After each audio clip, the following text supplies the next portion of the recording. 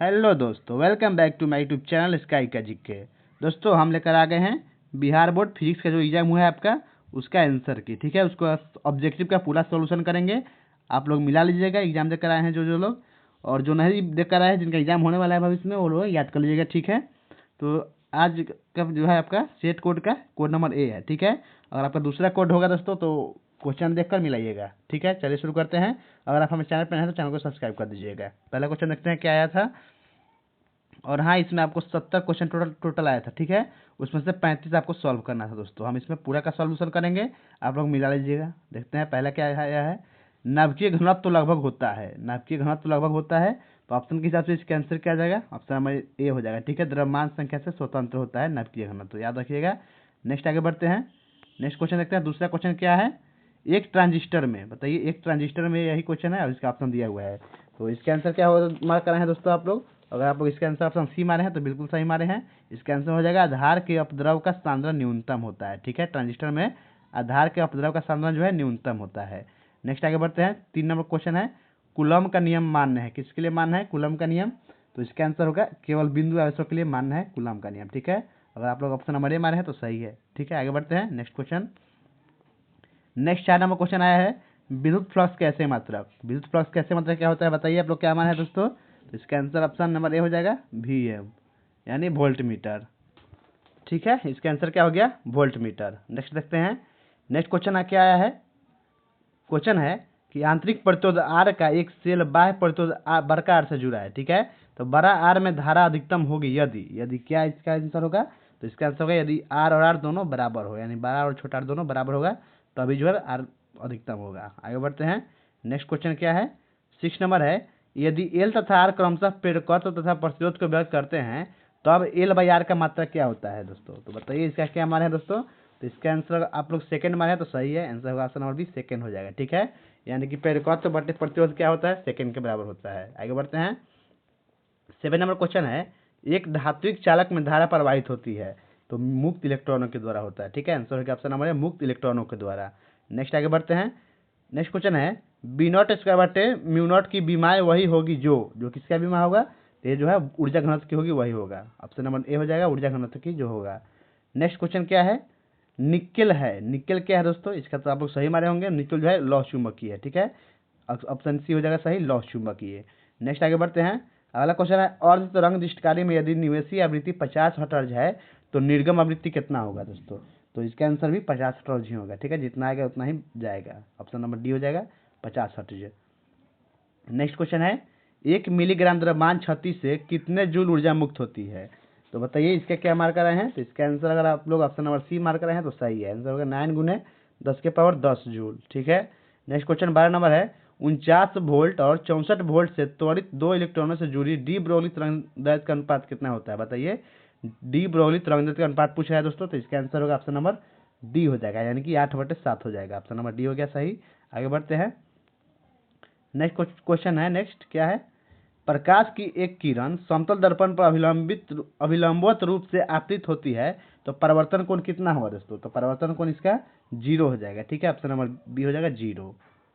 Next question, कालांतर और पथांतर से संबंधित संबंध बताना है दोनों में। ठीक है, तो इसका आंसर होगा 2π λ/φ, ऑप्शन नंबर डी हो जाएगा। आगे बढ़ते हैं, नेक्स्ट है 15 नंबर क्वेश्चन क्या है, विद्युत चुम्बकीय तरंगों को सर्वप्रथम किसने गणितीय रूप से समझाया, बताइए। इसका तो आप लोग सही मार्क कराए होंगे दोस्तों, ये इसका आंसर क्या होगा, मैक्सवेल हो जाएगा। ठीक है, विद्युत चुम्बकीय तरंगों को सर्वप्रथम गणितीय रूप से कौन समझाया, मैक्सवेल ने समझाया है। आगे बढ़ते हैं,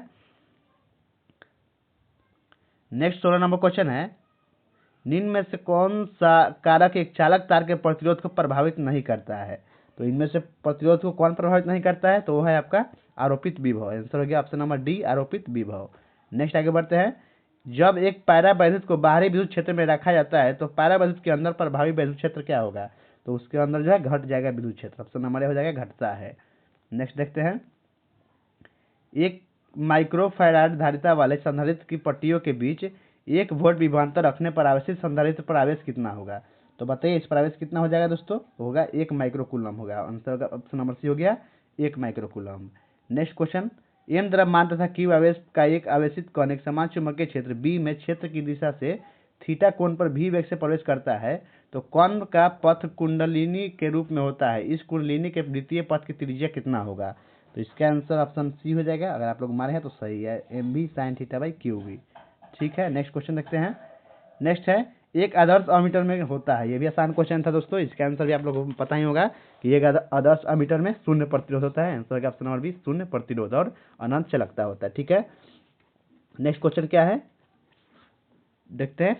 21 नंबर, टेलीविजन के रिमोट कंट्रोल में उपयोग होता है, किसका उपयोग होता है टेलीविजन के रिमोट कंट्रोल में।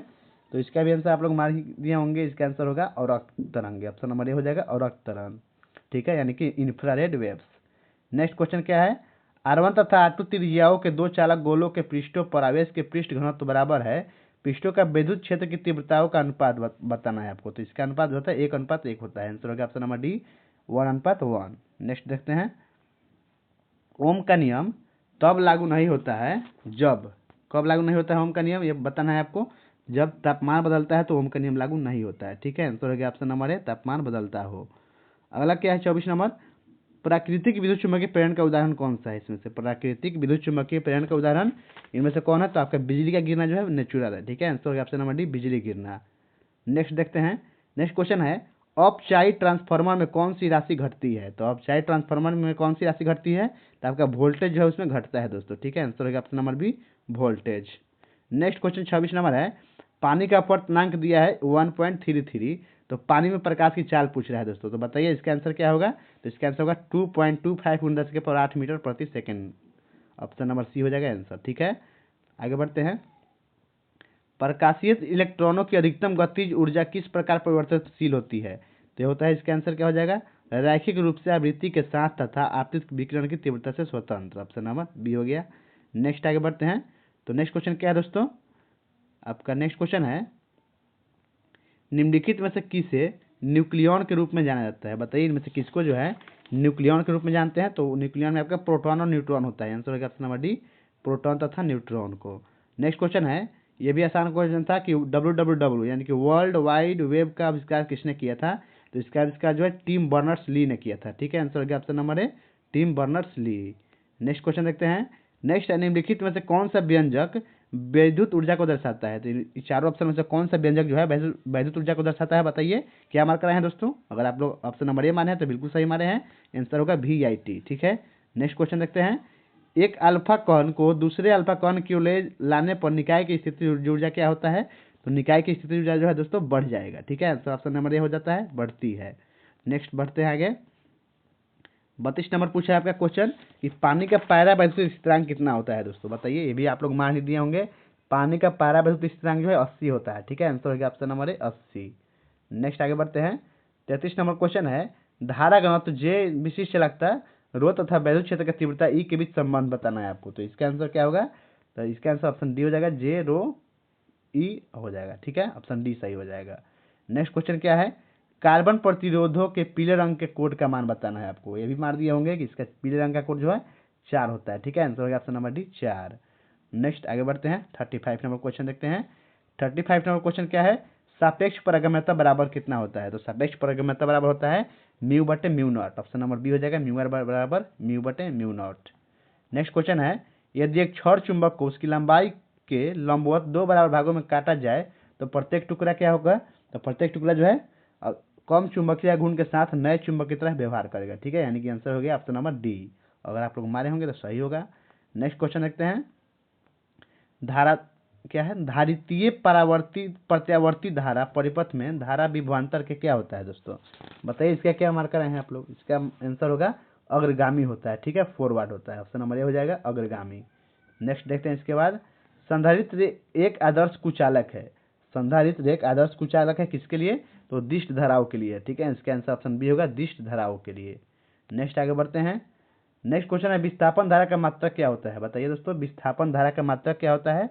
तो उसका मात्रक एम्पियर होता है। ऑप्शन नंबर बी आंसर होगा, एम्पियर। नेक्स्ट आगे बढ़ते हैं, सूर्य के प्रकाश का स्पेक्ट्रम होता है। सूर्य के प्रकाश का स्पेक्ट्रम कैसा होता है, तो काली रेखा का स्पेक्ट्रम होता है। ठीक है, आंसर होगा ऑप्शन नंबर सी, काली रेखा का स्पेक्ट्रम। नेक्स्ट क्वेश्चन 41 नंबर प्रश्न है, दृश्य क्षेत्र अधिकतम होगा किस में के लिए अधिकतम होगा। बताइए, दृश्य क्षेत्र जो है ये उत्तल दर्पण के लिए अधिकतम होता है। ठीक है, आंसर होगा ऑप्शन नंबर बी, उत्तल दर्पण के लिए। नेक्स्ट आगे बढ़ते हैं, 42 नंबर प्रश्न क्या कह रहा है, कि हवा में लाल प्रकाश तथा पीले प्रकाश के अपवर्तनांक का अनुपात क्या होगा? तो 1 से कम होगा दोस्तों, ठीक है, ऑप्शन नंबर ए हो जाएगा 1 से कम। नेक्स्ट देखते हैं इसके बाद अगला है कि फोटोन का संवेग p होता है। फोटोन का संवेग p बराबर क्या होता है फॉर्मूला?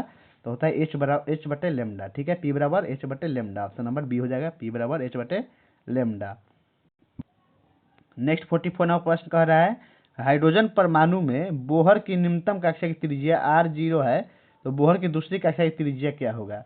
तो दूसरी कक्षा की त्रिज्या जो है 4r0 हो जाएगा, ठीक है, आंसर हो गया ऑप्शन नंबर सी 4r0। नेक्स्ट देखते हैं नेक्स्ट क्वेश्चन क्या है 45 नंबर, यदि चुंबकीय क्षेत्र समान है लेकिन लूप का क्षेत्रफल बढ़ाया जाए तो फ्लक्स क्या होगा? तो लूप का क्षेत्रफल बढ़ाने पर फ्लक्स भी बढ़ता है, तो आंसर हो गया ऑप्शन नंबर ए बढ़ता है, ठीक है। आगे बढ़ता है दोस्तों 46 नंबर प्रश्न है घरेलू प्रत्यावर्ती धारा विभव 220 वोल्ट होता है, यह क्या दर्शाता है? तो बताइए दोस्तों इसका आंसर क्या मार कर रहे हैं? अगर आप लोग इसका आंसर ऑप्शन डी मारे हैं तो बिल्कुल सही मारे हैं, आंसर होगा मूल माध्य वर्ग विभव, ठीक है, ऑप्शन डी हो गया सही। अगला क्वेश्चन है किसी बिंदुवत स्रोत से परिमित दूरी का तरंगाग्र कितना होता है? कैसा होता है बताइए? तरंगाग्र जो है ये गोलाकार होता है, ठीक है, आंसर होगा ऑप्शन नंबर डी गोलाकार। आगे बढ़ते हैं 48 नंबर प्रश्न है विनाशकारी व्यतिकरण के लिए पथांतर बराबर क्या होता है? तो पथांतर बराबर आपका फॉर्मूला क्या होता है दोस्तों? 2n+1 λ/2 के बराबर होता है, ठीक है, ऑप्शन नंबर बी हो जाएगा। नेक्स्ट आगे बढ़ते हैं 49 नंबर प्रश्न दिया है ई बराबर 0 तीव्रता वाले वैद्युत क्षेत्र में विभव v का दूरी r के साथ परिवर्तन होगा, तो इसका आंसर क्या होगा? इसका आंसर होगा ऑप्शन नंबर डी हो जाएगा v नियत रहेगा r से स्वतंत्र, ठीक है, v बराबर नियत होगा r से स्वतंत्र, ऑप्शन डी हो गया। नेक्स्ट 50 नंबर क्वेश्चन देखते हैं क्या है कह रहा है समानांतर संयोजन में प्रतिरोधक का तुल्य प्रतिरोध, ठीक है, बताइए समानांतर संयोजन में प्रतिरोधक का तुल्य प्रतिरोध क्या होता है? तो तुल्य प्रतिरोध जो है घट जाता है, ठीक है, आंसर होगा ऑप्शन नंबर ए घट जाता है। नेक्स्ट देखते हैं इसके बाद धारावाही परिनलिका के अंदर चुंबकीय क्षेत्र रेखा है कैसा है? तो वो समांतर और सीधी, ठीक है, आंसर होगा ऑप्शन नंबर डी समांतर तथा सीधी।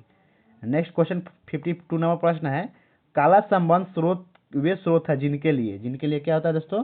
कालांतर तथा आवृत्ति दोनों स्थिर रहता है, यानी कि आंसर ऑप्शन डी हो जाएगा कालांतर तथा आवृत्ति दोनों स्थिर रहते हैं। नेक्स्ट 53 नंबर क्वेश्चन देखते हैं सूर्य से प्राप्त प्राकृतिक प्रकाश कैसा होता है बताइए? सूर्य से प्राप्त प्राकृतिक प्रकाश जो है अध्रुवित होता है, ठीक है, अनपोलराइज्ड, ऑप्शन नंबर बी हो जाएगा अध्रुवित। नेक्स्ट आगे बढ़ते हैं 54 नंबर प्रश्न क्या कह रहा है रेडियोधर्मिता की खोज किसने की थी? ये भी आसान क्वेश्चन था, आप लोग भी मार दिए होंगे। इसका खोज हेनरी बेक्वेरेल ने किया था, ठीक है, आंसर हो गया ऑप्शन नंबर डी हेनरी बेक्वेरेल ने। कब किया था पूछ देगा, तो इसका 1896 में, ठीक है, 1896 में, ऑप्शन डी हो गया इसका आंसर। नेक्स्ट क्वेश्चन आगे बढ़ते हैं नेक्स्ट 55 नंबर प्रश्न क्या कह रहा है कि प्रसारण विधि द्वारा संचार का उदाहरण है, बताइए प्रसारण विधि द्वारा संचार का उदाहरण कौन कौन है? तो इसका आंसर होगा ए और सी दोनों, यानी कि ऑप्शन नंबर डी हो जाएगा ए और सी दोनों।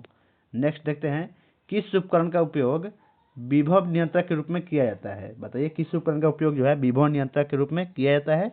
तो वह जेनर डायोड का, ठीक है, आंसर होगा option number C Zener diode का उपयोग होता है। अगला 57वां प्रश्न कह रहा है कि जब एक विद्युत द्विध्रुव P को एक समान विद्युत क्षेत्र E में रखा जाता है तो P व E के बीच किस कोण पर बल घूर्ण का मान महत्तम होगा? तो आपके 90 डिग्री पर जो है बल घूर्ण का मान अधिकतम होगा, आंसर होगा option number C 90 degree. Next आगे बढ़ते हैं नेक्स्ट क्वेश्चन है R त्रिज्या वाला एक वृत्ताकार लूप धारा I प्रवाहित करता है, इसका चुंबकीय द्विध्रुव गुण क्या होगा? तो इसका चुंबकीय द्विध्रुव गुण होता है पाई आई आर स्क्वायर, ठीक है, आंसर होगा option number D pi I R square. आगे बढ़ते हैं एक सूक्ष्मदर्शी की नली की लंबाई बढ़ाई जाती है तब आवर्धन क्षमता क्या होता है? बढ़ता है, ठीक है, आंसर होगा ऑप्शन नंबर ए आवर्धन क्षमता भी बढ़ जाएगा। नेक्स्ट क्वेश्चन है इसके बाद 60 नंबर क्वेश्चन हो जाएगा कैथोड किरण समूह है किसका? बताइए, ये भी आसान क्वेश्चन था कि कैथोड किरण जो है ये किसका समूह होता है? इलेक्ट्रॉनों का, ठीक है, आंसर होगा ऑप्शन नंबर ए इलेक्ट्रॉनों का। नेक्स्ट देखते हैं जब एक साबुन के बुलबुले को आवेशित किया जाता है तो इसका आकार क्या होता है? ये भी दोस्तों आसान क्वेश्चन है, जब एक साबुन के बुलबुले को आवेशित करेंगे तो उसका आकार बढ़ जाता है, आंसर होगा ऑप्शन नंबर ए बढ़ जाता है, याद रखिएगा।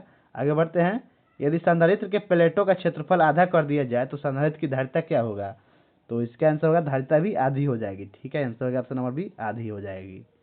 नेक्स्ट क्वेश्चन देखते हैं 63 नंबर प्रश्न है चोक कुंडली किस सिद्धांत पर कार्य करती है? तो चोक कुंडली जो है स्वप्रेरण के सिद्धांत पर कार्य करता है, आंसर होगा ऑप्शन नंबर स्वप्रेरण यानी कि सेल्फ इंडक्शन। नेक्स्ट क्वेश्चन क्या है दूरदृष्टि दोष को दूर करने के लिए प्रयुक्त लेंस होता है, ये तो सब कुछ सही मारे होंगे, इसका आंसर तो होगा क्या उत्तल लेंस हो जाएगा, ठीक है, दूरदृष्टि दोष को दूर करने के लिए उत्तल लेंस और निकट दृष्टि दोष को दूर करने के लिए अवतल लेंस। ठीक है, इसका आंसर क्या होगा? ऑप्शन नंबर ए हो गया। नेक्स्ट है प्रकाश की तीव्रता का व्युत्क्रम वर्ग नियम अर्थात तीव्रता समानुपाती 1/r² मान्य होता है। ठीक है, किसके लिए मान्य होता है दोस्तों? तो ये होता है आपके बिंदु स्रोत के लिए, यानी कि आंसर होगा ऑप्शन नंबर ए बिंदु स्रोत के लिए, पॉइंट सोर्स के लिए। अगला क्वेश्चन देखते हैं 66 नंबर। इसके बाद 66 नंबर क्वेश्चन कह रहा है कि बोर कक्षा में एक इलेक्ट्रॉनिक गतिज ऊर्जा के उसकी स्थितिज ऊर्जा यू से किस प्रकार संबंधित होता है? तो वो होता है आपके के बराबर -u/2 के बराबर। ठीक है, आंसर होगा ऑप्शन नंबर सी, के बराबर -u/2 होता है। नेक्स्ट 67 नंबर क्वेश्चन देखते हैं। अर्धचालक को प्रबल धारा से क्षति किस कारण होती है? अर्धचालक को प्रबल धारा से क्षति किस कारण होती है? तो होता है इलेक्ट्रॉनों की अधिकता के कारण। ठीक है, आंसर होगा ऑप्शन नंबर सी, इलेक्ट्रॉनों की अधिकता से। नेक्स्ट देखते हैं 68 नंबर प्रश्न क्या कह रहा है? किसी जर्मेनियम क्रिस्टल को पी टाइप अर्धचालक में परिवर्तित करने के लिए अपद्रव्य तत्व की संयोजकता कितना होता है? उसका आंसर हो जाएगा 3 होगा। ठीक है, ऑप्शन नंबर बी हो जाएगा 3। नेक्स्ट आगे बढ़ते हैं 69 नंबर प्रश्न है। संचार प्रणाली में पुनरावर्तक होता है, संचार प्रणाली में पुनरावर्तक होता है, क्या होगा इसका आंसर? तो इसका आंसर होगा ऑप्शन सी हो जाएगा, अभिग्राही तथा प्रेषक का संयोजन होता है। ठीक है, नेक्स्ट आज का अंतिम प्रश्न देखते हैं क्या था। एक धातु पृष्ठ से उत्सर्जित इलेक्ट्रॉन का अधिकतम वेग दुगुना हो जाता है जब आपतित प्रकाश की आवृत्ति भी को दोगुना करते हैं, तो धातु का कार्य फलन पूछ रहा है। तो इसका आंसर क्या मार्क करना है दोस्तों? अगर आप लोग ऑप्शन नंबर ए मारे हैं तो बिल्कुल सही है। ठीक है, 2hv/3 आंसर हो जाएगा। ठीक है, तो थैंक यू दोस्तों, आज के वीडियो यहीं पर समाप्त होता है।